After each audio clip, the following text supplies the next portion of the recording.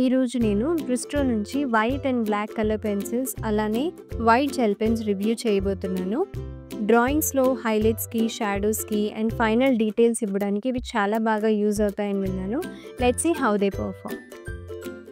First మనం white and black colour pencils గురించి review చేద్దాము. ప్యాకింగ్ చూసుకున్నట్టయితే చాలా నీట్ అండ్ క్యూట్గా ఉంటుంది. దీని కాస్ట్ వచ్చేసి అరౌండ్ 200 రూపీస్ పడుతుంది.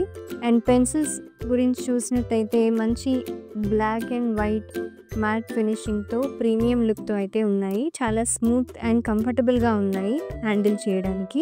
ఇప్పుడు వీటిని పేపర్ మీద ట్రై చేసి చూద్దాం. ఫస్ట్ నేను బ్లాక్ పెన్సిల్తో డ్రా చేస్తున్నాను.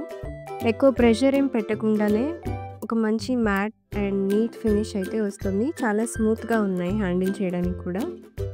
అండ్ దెన్ నెక్స్ట్ వచ్చేసి బ్లాక్ మీద వైట్ కలర్ పెన్సిల్తో బ్లెండ్ చేయడానికి ట్రై చేశాను. హైలైట్స్ కోసం కానీ ఏదైనా కలర్ పెన్సిల్ని బ్లెండ్ చేయడానికి కానీ ఈ వైట్ పెన్సిల్ అనేది చాలా బాగా యూజ్ అవుతుంది.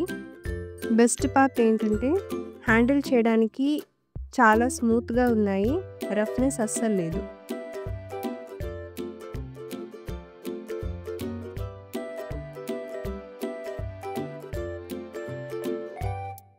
నెక్స్ట్ వచ్చేసి బ్రిస్టో నుంచి వైట్ జెల్ పెన్స్. దీని కాస్ట్ వచ్చేసి అరౌండ్ 150 రూపీస్ ఉంటుంది. దీంట్లో 3 పెన్స్ వచ్చాయి.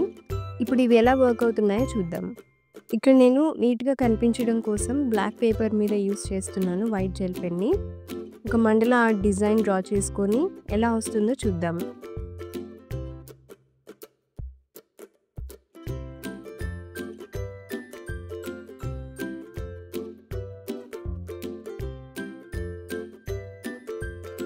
నాకైతే చాలా బాగా నచ్చాయి వైట్ జెల్ పెన్స్. ఓన్లీ మండల ఆర్ట్ కోసమే కాదు, మీరు డ్రాయింగ్స్లో హైలైట్స్ కోసం కానీ యూజ్ చేయొచ్చు వైట్ జెల్ పెన్స్ని. ఈజీగా బ్లెండ్ అవుతాయి అండ్ అలానే నీట్ ఫినిషింగ్ కూడా వస్తుంది. White and black colour pencils కానీ జెల్ పెన్స్ కానీ చాలా బాగున్నాయి. మీరు స్కెచింగ్లో కానీ మండల ఆర్ట్స్లో కానీ పొట్రేట్స్కి కానీ అండ్ హైలైట్స్ యాడ్ చేయడానికి కానీ ఇవి చాలా బాగా యూజ్ అవుతాయి. ఈ వీడియో మీకు హెల్ప్ అవుతుంది అనుకుంటున్నాను. And don't forget to like, share and subscribe for more art reviews and tips.